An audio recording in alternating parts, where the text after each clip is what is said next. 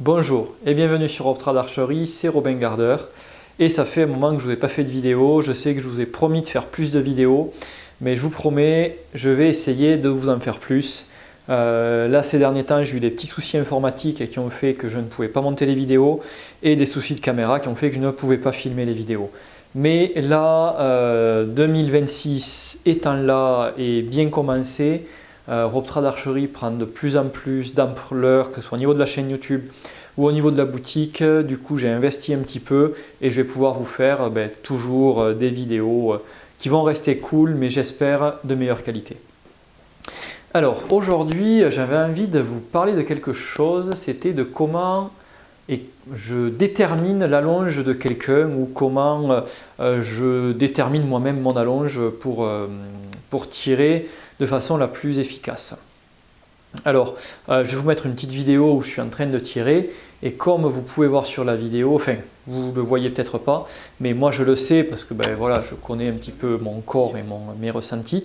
Je suis en surallonge sur cette vidéo, pas de beaucoup, ça se joue à quelques millimètres, vraiment peut-être 5 mm d'allonge et qui me crée un inconfort et j'ai du mal à continuer le mouvement sans relâcher devant. Alors avec le feedback que je fais sur ma saison intérieure en berbeau qui ne s'est pas forcément bien passé à mon goût, j'en déduis que c'est cette surallonge qui m'a coûté un petit peu la précision que je pouvais avoir. Comment ça s'est retranscrit en berbeau? Justement un manque de précision, c'est-à-dire je tournais autour du jaune, c'est-à-dire que mes volées n'étaient pas mauvaises mais elles n'étaient pas bonnes, c'est-à-dire que ça tournait autour du jaune mais ça ne rentrait pas dans le jaune. J'avais beau régler le berger, régler le pianotage, je tournais autour du jaune. Et pourtant ma visée était bonne, c'est-à-dire je lâchais mes flèches au bon endroit, j'avais la sensation de les lâcher au bon moment. Mais le problème que j'avais, c'est comme j'étais en fond d'allonge complètement, j'avais pas la ressource de pouvoir relâcher les doigts et avoir le mouvement arrière au niveau du coude.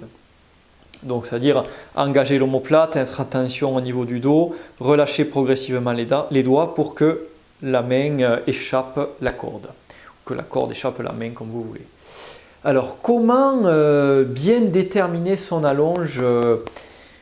Alors, je vais vous montrer une méthode qui est plutôt pour les débutants en réalité, mais qui peut aider sur des gens un peu plus experts. Sachant que dans ce que je vais dire, il y a de la nuance à prendre en termes d'action. Ça veut dire que moi je vais vous présenter une méthode, mais il va y avoir un petit peu de flottement sur le placement exact. Mais ça va être une première approche de comment bien déterminer votre allonge. Alors pour ça j'utilise là c'est un morceau de fût-bois en 5/16e. Vous pouvez utiliser un stylo bic, vous pouvez utiliser un morceau de carbone, vous pouvez utiliser ce que vous voulez, il suffit que vous n'ayez pas de risque de vous blesser. Donc là en l'occurrence j'ai aucun bout pointu, c'est juste un bout de bois, un morceau de fût-bois. Et je vais prendre le fût-bois comme vous voyez. Je mets les mains à l'envers, mais voilà, je passe mes doigts, vous voyez, je mets mes doigts qui crochettent ici, et je passe mon autre main, voilà, les doigts, c'est-à-dire que je vais crocheter tous les doigts, c'est-à-dire que je passe à l'intérieur les uns des autres. Voilà, comme ça, là je ne sais pas si vous pouvez voir ici, voilà, très bien. Ensuite, je vais choisir la zone où je vais placer la hauteur de mon ancrage, sachant que plus vous allez monter proche de l'œil, plus vous aurez de visibilité sur votre flèche, que ce soit en berbeau ou en chasse ou en longbow. Plus vous allez descendre, moins vous aurez de visibilité sur votre flèche, mais vous pourrez tirer plus loin. Donc en fonction des disciplines que vous allez pratiquer, je vous conseille d'être plus ou moins haut. Moi personnellement, je vais prendre l'exemple de mon ancrage pour le berbeau, c'est l'index à la commissure de la lèvre. Donc je vais choisir cette hauteur, donc avec mon index au niveau de la lèvre pour avoir ma hauteur. Si c'est pour déterminer mon allonge en longbow, je vais me mettre l'index sous le nez ou le majeur à la commissure de la lèvre. Donc voilà. Alors, je crochette mon stylo, mon morceau de bois comme vous voulez et je vais venir placer le bas contre le menton et le haut de mon bâton ou de mon stylo contre le nez. Voilà, comme ça. Une fois voilà, que j'ai fait ça, je vais tourner ma tête donc du côté de mon œil directeur, comme si j'allais tirer à l'arc. Donc si je suis droitier, ben, je tourne ma tête vers la gauche. Si je suis gaucher, je tourne ma tête vers la droite. Donc là, je cale la hauteur d'ancrage que je veux et je vais tourner la tête et en même temps que je tourne la tête, je vais suivre avec le bout de bois, je vais suivre le contact menton-nez. Tac. Là, je verrouille et je vais lâcher. Et là, je me retrouve avec à peu près l'ancrage minimum que je dois avoir. Donc, comme vous le voyez, je me retrouve avec un ancrage qui est ici, qui est un ancrage qui est un petit peu moins plus proche que ce que j'ai d'habitude. D'habitude, je suis très loin derrière. Et quand je fais ce test, je m'aperçois que j'aurais besoin d'être vraiment devant.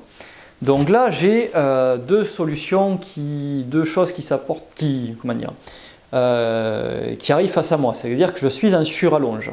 Je suis là, je verrouille, ok. Donc mon ancrage, c'est à peine devant la lèvre. Ça ne veut pas dire que je vais être passif en restant ici.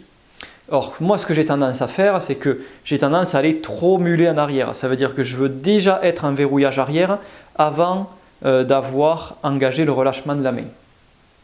Le but, c'est de rester ici et de travailler sur un relâchement de la main jusqu'à ce que je sois en verrouillage arrière et que ma main s'ouvre. Donc c'est trouver cette plage où je vais avoir le verrouillage arrière au niveau du dos au moment où ma main va pouvoir se relâcher. Donc bon, c'était une vidéo un petit peu, sur laquelle j'y ai pensé tout à l'heure en me filmant et en faisant des essais d'allonge, et je me suis rendu compte que j'étais un petit peu long en allonge. Du coup, je me suis dit, ça va être intéressant pour vous de voir ça. Alors, après, il y a toujours des nuances à prendre. Moi, j'aime bien quand même être un petit peu plus loin derrière que juste devant. Quand je suis juste devant, j'ai beaucoup de tension sur mon deltoïde et pas assez sur le bas de l'omoplate. Du coup, par rapport à ma morphologie, j'aime bien être à peine un petit peu plus loin. Donc je vais être ici, c'est mon allonge théorique, et l'allonge qui moi me va bien, où en fait mon coude va être aligné, elle est à peine un petit peu plus loin derrière. Voilà. Écoutez, cette petite vidéo sur comment déterminer votre allonge théorique est terminée. J'espère qu'elle vous aura plu. Si vous aimez bien ce format-là et que vous voulez d'autres vidéos dans ce style, n'hésitez pas à me le dire. Et sur ce, on se retrouve très vite dans un prochain épisode. Prenez soin de vous et à bientôt. Bye.